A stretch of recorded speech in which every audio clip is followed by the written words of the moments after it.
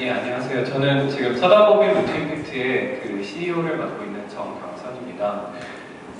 그 앞에 계셨던 두 여성분께서 워낙 정형하시고 또 분야에 대해서 잘 알려주신 분들이어서 저희는 다소 생소해서 잘 안 알려진 단체다 보니까 이제 루트임팩트에 대해서 소개를 드리는 걸로 저희 오늘 10분에서 15분을 사용하려고 합니다. 일단 루트임팩트에 대해서 먼저 소개를 드릴게요. 저희 서당법인 루트임팩트는 작년 7월에 서울시에 등록된 굉장히 파릇파릇한 사단법인이고요. 그래서 저희의 비전은 모든 사람이 각자의 방식으로 사회적 문제 해결에 기여할 수 있는 세상이고, 이런 비전을 달성하기 위해서 저희는 더 나은 세상을 만들고자 하는 사람들이 성공할 수 있도록 인프라를 조성한다, 이런 미션을 가지고 있습니다. 제가 왜 이런 일을 시작하게 됐는지에 대해서 돌이켜보면은 저는 특별한 계기가 있었던 것 같지는 않아요. 그래서 저는 대신에 왜 세상에는 굉장히 많은 선한 분들이 존재하고, 그리고 그분들이 이 사회를 정말 더 나은 곳으로 만들기 위해서 굉장히 노력을 하는데, 왜 우리나라에서는 굉장히 회의적으로 그런 분들께 왜 너는 돈도 안 되는 일을 하니? 너는 어떻게 먹고 살라 그러니? 다른 사람들은 뭐 이렇게 잘 자기 혼자서 이제 얕게 잘 살고 있는데 너는 왜 이렇게 사니? 이런 얘기를 들으면서 이제 사람들이 응원은 해주지 못할지언정 오히려 그 뜻에 꺾는 그 상황들이 굉장히 많잖아요. 저는 그래서 정말 우리가 어떤 좋은 일을 하고자 하는 분들께서 정말 좋은 사회적 성과를 낸다면은 그분들은 마땅히 응원받아야 하고, 그리고 그분들이 만들어내는 사회적 성과에 대한 정당한 대우를 받아야 된다고 생각을 해서 이 사단법인 루트임팩트를 만들게 되었습니다. 뭐 이제 저희도 사실 지금 한 7개월 만에 사업 방향성을 굉장히 크게 지금 다시 정하고 있는 시간인데요. 근데 뭐 워크숍을 진행을 하고 있기는 하지만, 그래서 여태까지 일단 저희가 했던 사업들을 바탕으로 저희 단체에 대해서 설명을 드리도록 하겠습니다. 허브 서울이라는 공간에 대해서 혹시 아시는 분 계시나요? 예, 보겠습니다. 허브 서울은 이제 사회혁신가들을 위한 커뮤니티고, 이제 글로벌 지금 한 30개 정도 도시에서 운영이 되고 있어요. 이제 여기는 사회혁신을 이루고자 하는 다양한 분들이 모여서 그냥 단순히 사무실 공간이 아니라 서로 활발하게 콜라보레이션을 일으키는 것을 지원을 하는 공간인데, 이제 원래 이 허브 같은 경우는 허브 서울을 저희의 파트너사인 임팩트스퀘어에서 한 2년 반 정도부터 준비를 했었어요. 근데 이제 저희는 아까도 말씀드렸던 것처럼 선한 분들이 더 잘 될 수 있는 인프라를 조성을 하는 게 저희 목적 사업이다 보니까 굉장히 뜻이 잘 맞는구나, 그리고 방향성이 일치한다고 생각을 해서 작년, 제가 2011년 12월 정도에 그쪽에 박동천 대표님이랑 저희 분 대표님을 뵙고 같이 허브 사업을 준비를 하기로 했어요. 근데 물론 그 전까지는 조금 오고 가면서 여러 가지 얘기를 하기는 했었는데, 사실 그때는 뭐 이런 데 관심이 있을 만한 재단이나 대기업 사회공헌팀 이런 데를 많이 알아보고 다녔는데, 이게 굉장히 애매한 게, 사실 여러분들께도 제가 저희는 커뮤니티를 지향합니다, 콜라보레이션을 활발하게 하겠습니다라고 말씀드리지만, 여러분들은 그런 게 어떤 건지 감이 잘 안 오시잖아요. 사실 저도 잘 안 알아요, 이게 어떻게 이루어지는 건지에 대해서. 그러다 보니까 사실 굉장히 단기적으로 분명한 성과를 내야 되는 기업이나 재단에서는 이런 사업을 하기가 굉장히 힘드셔서, 그렇다면 그냥 지금 보면 아까 김정태 이사님께서 지금 이 상황의 문제를 인식을 하고 있는, 우리가 이 문제에 대해서 해결을 해보자 라고 해서 저희가 자체적으로 펀드레이징을 해가지고 임팩트스퀘어 저희, 그리고 우리나라에서 가장 성공한 소셜벤처라고 할 수 있는 딜라이트의 창업 멤버 2분, 그리고 소셜 디자인 그룹인 에스파이어까지 해서 4단체가 일단 저희가 모여서 허브 서울을 강남구 삼성동의 선장농협 부근에 조그맣게 일단 만들어보게 되었습니다. 뭐 이제 이런 식으로 키친 공간과, 그리고 저 오른쪽에 잘 안 보이는 곳이 이제 코워킹 공간인데, 저희가 이제 23분 정도까지 죄송합니다. 23분까지 이제 일하실 수가 있고, 그래서 지금 요즘에 이제 관심이 있으신 분들 많이 오셔서 이제 멤버 알아보고 계시고, 저희 지금 첫 그룹 멤버로는 여행사, 공정 여행은 아니고 좀 의미 있는 여행과 가이드 일자리 창출을 목표로 하는 마이리얼 트립 혹시 아시나요? 예, 마이리얼 트립이 지금 첫 번째 그룹 멤버로 참여를 해서 일을 하고 있습니다.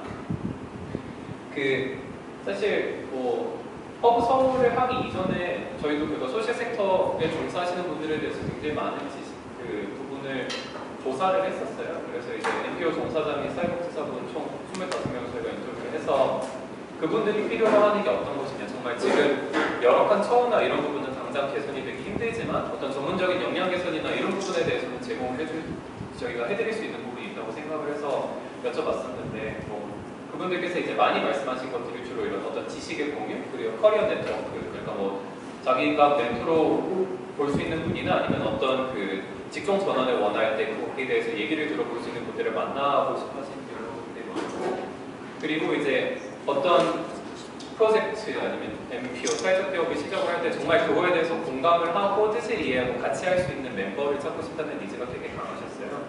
그래서 저희는 일단 그 허브 서울을 통해서 일단 이런 관심 있는 분들을 많이 모아서 이분들끼리 서로 커뮤니케이션 하면서 이러한 니즈들을 채워줄 수 있고, 또 저희 운영진 측에서도 적극적으로 개입을 해서 그런 분들께 여러 가지 서비스와 프로그램을 제공하려고 하고 있습니다. 그리고 이제 그 저희의 필란트로피 어드바이저리 지금 자선자문 사업이 있는데요. 이거 정말 너무 프레젠테이션을 못 만들어서 부끄러운데, 제가 미국에 작년에 몇 번을 다녀오면서 느꼈었던 거는 그쪽에는 공익 섹터가 굉장히 크게, 그러니까 정말 생태계로서 조성이 돼 있어요. 뭐 다들 뭐 여러 가지 뉴스 보시면 아시겠지만 미국은 뭐 비영리 기부금도 되게 많이 거치고 뭐 재단들도 정말 많고, 그런데 미국에서 보니까 그분들은 어떤 이 전체적인 정책 방향이나 그리고 비영리가 어떤 식으로 좀 더 성과를 잘 내고 이거를 시스템화 할 것인가, 이런 부분에 대해서 결국 관련된 학문이나 정책 연구기관 그리고 언론에서도 이런 역할을 되게 잘 해주시는 거고, 그 다음에 이런 부분들에 대해서 정말 그분들이 활동할 수 있는 어떤 에너지를 제공을 하는 엄청나게 거대한 자선 사업가와 그리고 기부 문화가 굉장히 잘 활성화가 되어 있는 거고, 그리고 여기 이분들이 준 어떤 가이드라인과 그리고 기부금들을 바탕으로 확실하게 사회적 성과를 이뤄내는 사회적 기업과 뭐 비영리 활동가 이런 부분에 섹터가 전반적으로 잘 나와 있어서 이제 미국에서는 커다란 비영리 섹터가 조성이 돼 있는데, 죄송합니다. 이제 어디라고 할 수 없는 나라의 공익 섹터 생태계를 보면은 제가 사실 이 부분을 이 공익 정책연구기관, 언론 이런 부분을 저도 만나본 적이 없어서 없다고 단정을 지을 수가 없는데, 만약에 근데 그분들이 정말 활동을 이미 잘하고 계시다면 아니면 충분한 어떤 서포트를 받고 계시다면 지금처럼 우리가 어떤 충분한 자료나 정보 없이 맨땅에 헤딩하게 비영리 활동을 하지는 않고 있는 것 같아요. 그리고 다들 아시지만 얼마 전에 중앙일보에서 나왔던 것 같은데 우리나라 기부 문화 지수가 뭐 케냐보다 낮다는 발표가 얼마 전에 있었더라고요. 그러니까 사실 이게 저희는 제가 원래 잠재적인 자선 사업가분들을 좀 만나면서 얘기를 많이 들었던 거는 우리나라는 굉장히 남들이 보기에는 충분히 여유가 있다고 비춰지는 분들조차도 굉장히 팍팍하세요. 그분들 마음에 굉장히 여유가 없고 항상 나는 더 가져야 돼, 더 준비해야 돼, 나는 남들이 원하는 뭔가를 더 이뤄야 돼, 이런 부분에 굉장히 그분들도 고민을 많이 하고 계시기 때문에 기부나 이런 거에 대해서 다들 충분한 공감대가 안 이루어지고 있기 때문에 이제 여기 타이니한 심장 역할을 하고 있고, 그렇다 보니까 결국에는 여기 요 손발에 해당하시는 이 중에서 몇 분이나 굉장히 많은 분들일 거라고 추측합니다만, 사회적 기업을 하려던가 아니면 NPO에서 활동을 하시려는 분들은 혈액 지원도 아니면 신경계 지원도 없이 정말 자기 혼자 살아남아서 일을 해야 되는 굉장히 열악한 상황에 지금 계시는 것 같습니다. 혹은 저희는 이제 그게 문제라고 생각을 했던 거죠. 그래서 이제 저희는 사실 여기도 그렇고 여기도 그렇고 일단 심장에서 피가 돌아줘야지 발달을 할 수가 있는 곳이잖아요. 그래서 저희는 정말 진정성 있는 자선 사업가들이 한국에 있어줘야겠다. 정말 빌 게이츠, 워런 버핏 아니면 피에르 오미디아처럼 혁신적인 방법으로 정말 본인의 시간과 돈, 영향력 모든 걸 사용을 해서 좋은 일을 해보자 하는 분들이 우리나라에도 나와야 하지 않을까라고 생각을 해서 요 자선자문 사업이라는 걸 시작을 하게 됐어요. 근데 여러분들도 사실 그 자선자문 사업이라는 거에 대해서 들었을 때 어떤 것들이 잘 감이 안 오시잖아요.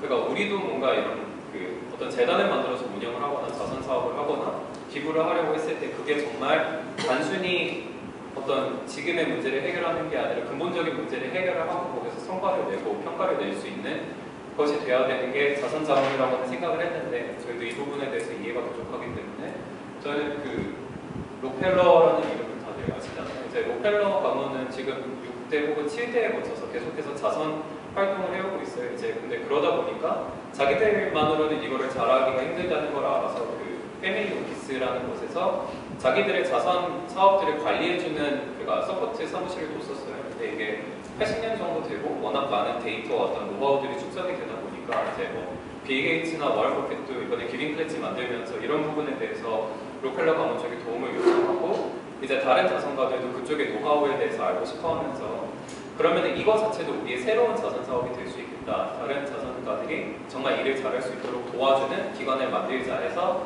카펠라 필란트로피 어드바이저라는 조직을 만드셨어요. 근데 이제 저희도 이 분들을 어떻게 운 좋게 소개를 받아서 이분들이 그리고 저희가 하는 일에 대해서 되게 공감을 많이 해주셨어요. 어떻게 보면 시장 라인이 비슷한 거니까. 그래서 이분들께 일단 저희가 1년에 몇 분 저희 직원들과 펠로우 파견을 해서 저쪽에서 그 자선 자문 사업에 대한 직무 연수를 받고 그리고 이쪽에서 뭐 저 소모용으로 매번 갖고 오기는 했는데 자선 자문에 대한 가이드를 발간하고 계세요. 그래서 이거 지금 한국에 번역 출간하는 사업을 진행하고 있습니다.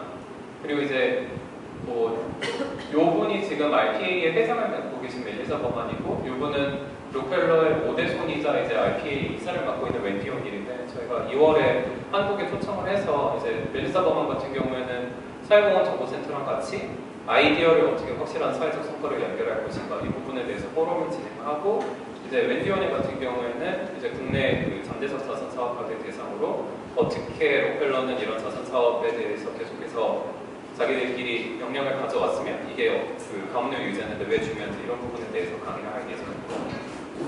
그리고 뭐 사실 저희가 공식적으로 했다고 하기에는 조금 애매한 부분이어서 PPT에는 넣지 않았는데 말씀드렸지만 그 저희는 일단 요 굉장히 건강한 생태계를 지향을 하는 거잖아요. 근데 생태계에 있어서 그 정말 사회 혁신가는 어떤 사람인가 변화를 만들어 나가는 사람은 누구이며 그리고 그 사람들은 우리는 어떻게 알아보고 어떻게 지원을 할 것인가 사실 이런 부분의 노하우도 굉장히 중요하다고 저는 생각을 해요. 지금 우리나라 같은 경우에는 되게 단발적인 아이디어만 보고 평가하는 분들이 너무 많아서 정말 사람에 대해서 제대로 평가하고 알 수 있는 어떤 역량 있는 플레이어가 필요하다라고 생각을 해서 저희가 작년에 그 아쇼카와 접촉을 해서 지금 아쇼카 코리아 설립하는 거에 대해서 물밑 작업을 좀 도와드렸어요. 그래서 뭐 아마 조만간 공식적으로 오픈이 될 것이라고 알고 있어서 말씀드리는 거기는 한데 아마 다음 달 중에 한국의 아쇼카 코리아도 공식적으로 설립이 돼서 저희랑 또 여러 가지 부분에서 사업을 같이 진행하려고 하고 있습니다. 뭐 저희는 아직 어떤 성과를 내기에는 한 7개월밖에 안 된 단체여서 그냥 어떤 일을 해왔고 어떤 일을 하고 싶다 약간 이 부분에 대해서만 말씀을 드리면 될 것 같고 그래서 제 발표는 이걸로 마무리가